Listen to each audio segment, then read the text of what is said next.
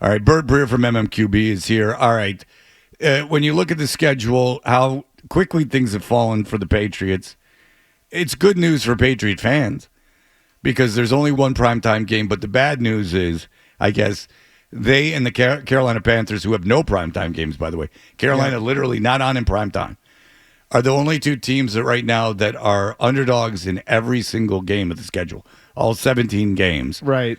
It starts off very rough. Cincinnati, Seattle, the Jets, the 49ers, the Dolphins, the Texans, the Jaguars, the Jets, the Titans, and then they play the Bears. Could they be 0-9? I mean, I had a hard time when we were doing TV last night. Like Cap, one of the producers there, asked me, like, so when's their first win coming? And I don't know where it is. Titans, maybe? And that's week 9.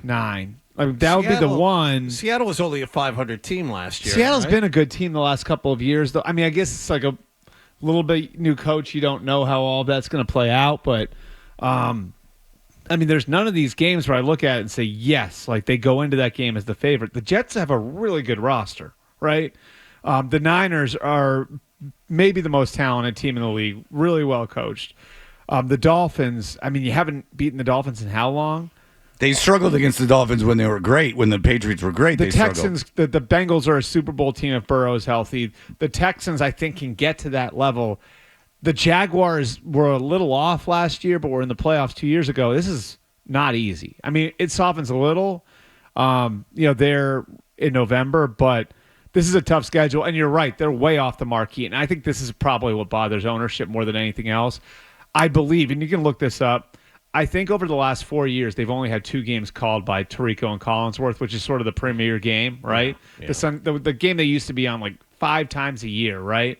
It was the Vikings game on Thanksgiving night a couple of years ago.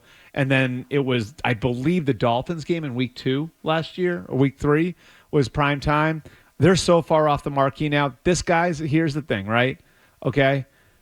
They're on, they do have a primetime game. The Panthers don't have any. The Panthers play at 1 p.m. on 10 occasions. The Patriots play at 1 p.m. on 11 occasions. Right now, it could be more right. when we get to the end of the season. And then the primetime, there's 5 teams that have just one primetime game. This is the group you're in. The other 4 teams, the Cardinals, the Colts, the Raiders, and the Titans. They won 4 games last year. I'm not surprised at all. But more important than when their first win is going to be, because we all assume he's going to win. Yes, because they're going to win 3, 4, 5 games this year. So it's how long do they hold off before starting May, looking at that schedule? So I think there are 2 ways this happens. There's the Baker Mayfield way this happens, which I don't know if you guys remember this, but when Baker Mayfield was a rookie, this is the example I think of anyway, where Tyrod Taylor was the starter. They were going to redshirt Baker, and I think it was week 2 or 3. I think it was week 3.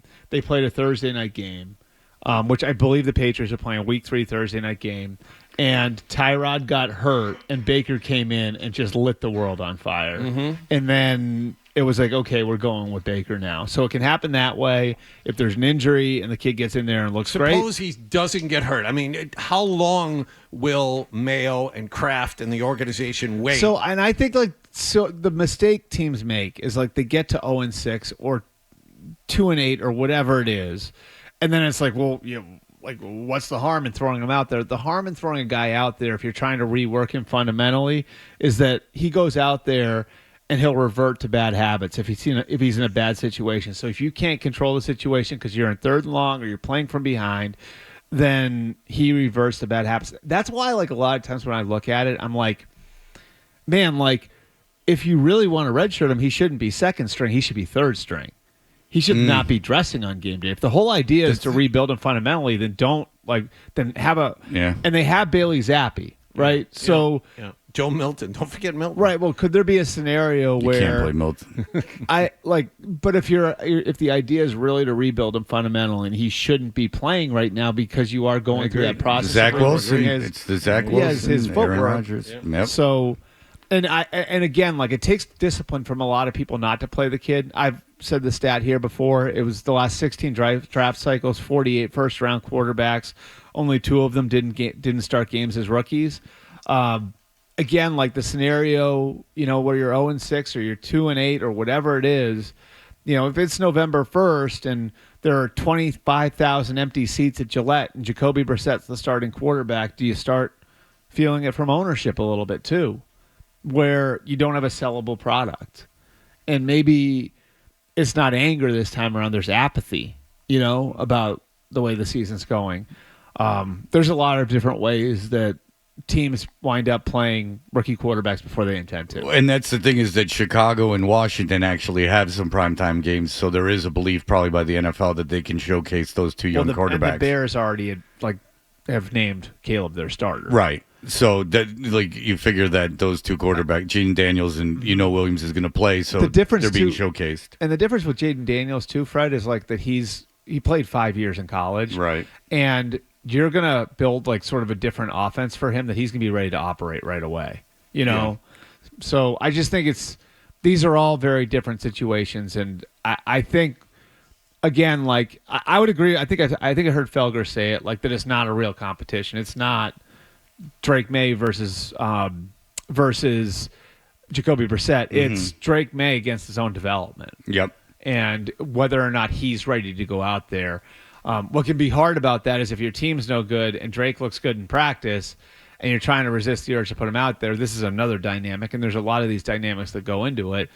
You can hear people in the locker room say, well, why aren't we putting the kid out there? So that can come from the locker room too. All right, so there you have it. It could be an 0-8 start to the season, but that means that they would have to lose to the Jets twice, which seems incredibly unlikely. But really, even now with Aaron Rodgers out there, Yes. How good's Aaron Rodgers going to be? We don't know. If you like that clip, and how could you not? Check out more videos from Toucher and Hardy here. Point slightly up and to the left.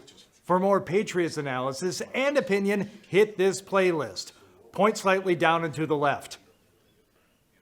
And for the latest from the Sports Hub, download at 985thesportshub.com.